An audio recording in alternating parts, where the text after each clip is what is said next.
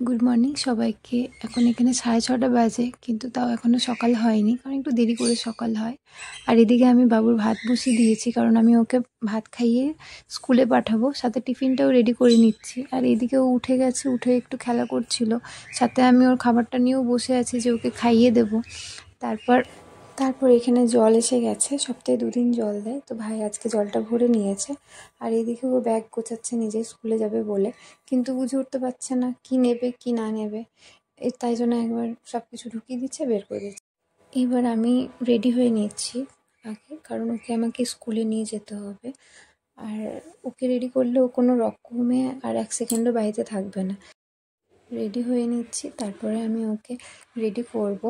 এরপরে আমি okay ready করে নিয়েছি, ও রেডি হয়ে গেছে।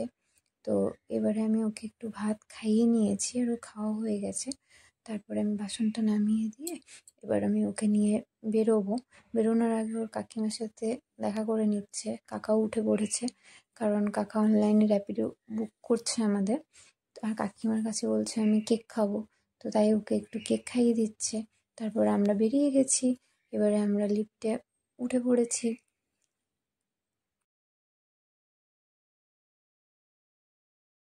অটো আমাদের জন্য বাইরে মেন গেটে ওয়েট করছে, তো তার জন্য আমাদেরকে একদম মেন গেট অবধি আসতে হয়েছে। অনলাইনে বুকিং এবার হয়, আমরা তো অটোতে অটোটা উঠে পড়েছি আমরা এখানে অটোর এই মধ্যে। সময় এতই রোদ থাকে, মানে কি বলবো, কিন্তু একটু সকাল তো একটু ঠান্ডা ঠান্ডা হাওয়া দেয় এই সময়টা।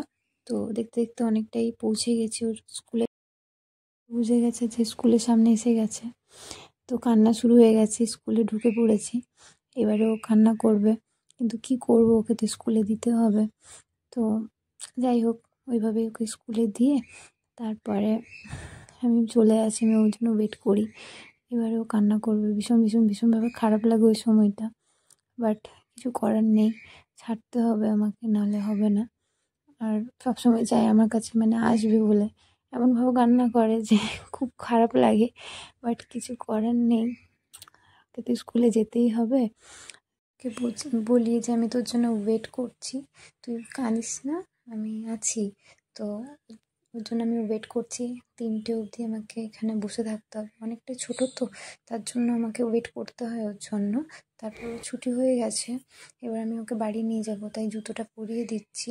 তারপরে ওকে রেডি করিয়ে নিয়েছি বাড়ি নিয়ে যাওয়ার জন্য, একটু রোদ তাই টুপিটা পরিয়ে দিয়েছি।